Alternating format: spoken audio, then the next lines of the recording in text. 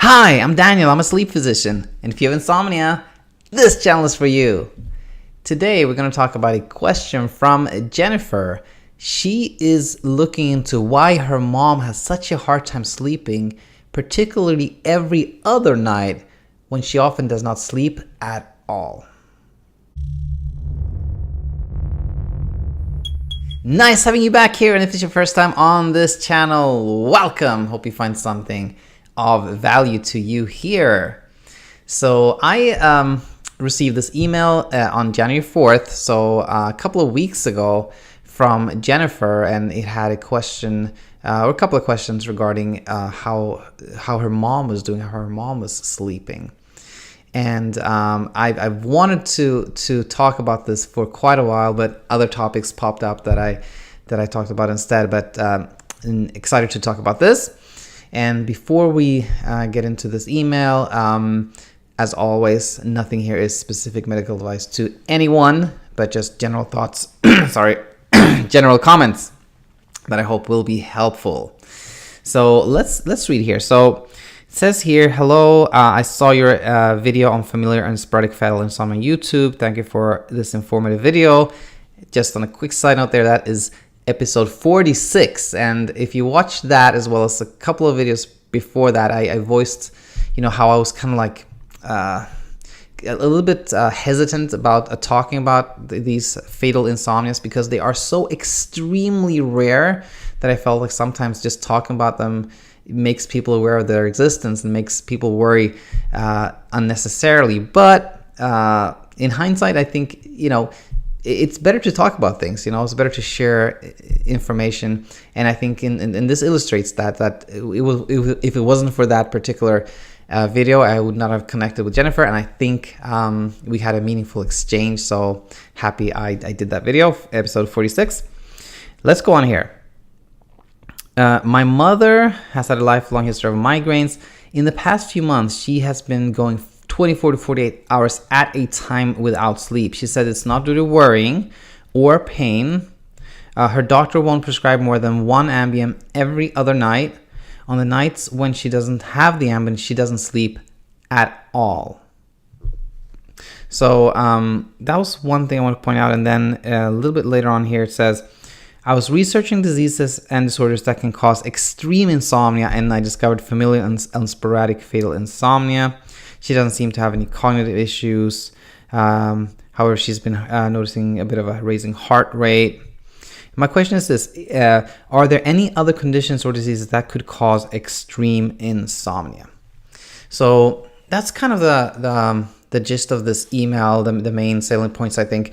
And I think there are a lot we can learn from the questions here in this scenario. So the first thing I want to point out is the following, that Jennifer's mom seems to have a particular hard time sleeping every other night, and every other night, the not so bad nights she sleeps at least a little bit. And again, not medical advice here, but when something is helpful for sleep, for example, Ambien in this case, that is very atypical for these extremely rare causes of insomnia, such as fatal insomnia. So when you have the sporadic or familial fatal insomnia, they're described as cases of insomnia where nothing works, like nothing puts you to sleep. Like these people with these types of insomnia literally go months without sleeping.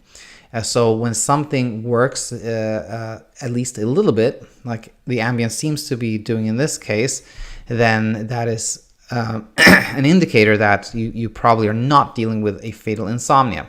That's kind of point number one. Now, another point, which I just thought about like literally like 5 minutes ago as I was preparing to do this video, if you're not having a kind of natural sleep drive, if you're not ready to sleep, if you don't have a need for sleep, then nothing can make you sleep. And I think, going back to these extremely rare causes of insomnia, fatal insomnias, they kind of illustrate that nothing really can make you sleep if you don't have like your natural sleep drive. And that goes for people with any form of insomnia, So just to know that it's not just a fatal insomnia, so where, you know, a medication or a supplement or a meditation or a relaxation technique can produce sleep. That's always the case, really. So that's just a quick little point I also want to make here. Now, here's kind of the main thing I wanted to talk about. We're reading this email from Jennifer. Her mom's having a real hard time sleeping, to a point where she thinks that her mom may have a really rare cause for insomnia, which is a fatal type of insomnia, in which you don't sleep at all. So obviously, Jennifer is observing some real problem sleeping. Now, what I think is maybe going on, let me put it that way, maybe going on here, is that Jennifer's mom may have rebound insomnia. And now what is that? Well, if you are taking a sleep medication, doesn't matter which one it is, but it's like with the more stronger type of medications, the more stronger this phenomenon is. But let's say you're taking Ambien in this case, and you for some reason don't take it for a particular night, or you stop taking it for a couple of days, then what you will know is that for those nights you don't sleep at all often. Like you may go 24, 48 hours without sleep. And that phenomenon, when insomnia becomes worse after you stop taking a medication, is called rebound insomnia. And it simply occurs because with time, your body gets tolerant, used to, habituated to taking medication, and without it, the insomnia kind of escalates temporarily. So I think this is what may be going on, and I think what I really want to highlight here is that rebound insomnia can be really, really, really significant. It can really cause trouble sleeping, to a point where somebody thinks that a loved one may have, fatal sporadic or fatal familial insomnia. So rebound insomnia can be really, really powerful. And that's the kind of main point I wanted to make today. And then finally, not quite what this email describes, but something that often, what I often hear from people in clinic is the following: that somebody has been taking a medication for insomnia for a long time, and are telling me that they don't sleep well. They still have insomnia despite being on clonidine or trazodone or temazepam or Ambien or whatever it is. Now, so I kind of asked them about this. Like, it seems like despite being on this medication, you're still having trouble sleeping. And my kind of what I insinuate here is, of course, that the medication is not really helping you. But then what patients most often tell me then is that not really, but without the medication, I don't sleep at all. So their point is, like, it's not, it hasn't solved my problems, but without it, things are terrible.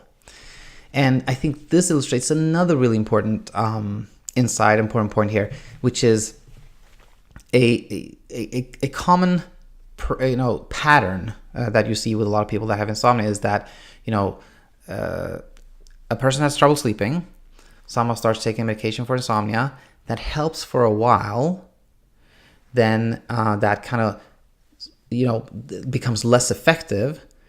And then if you try not taking the medication, then you have terrible insomnia, which is worse than it was from the very beginning. And then the interpretation for many people is that the insomnia has become worse. It's in fact become so worse that without the medication, I don't sleep at all. It's worse now than when it begun. But like, my interpretation is more that, the medication is no longer working. In fact, you're at the same point as you were at point A. You're still sleeping just as bad as you were from the beginning, but now you're on a medication, and you have become tolerant to it. So it's not that the insomnia has become worse.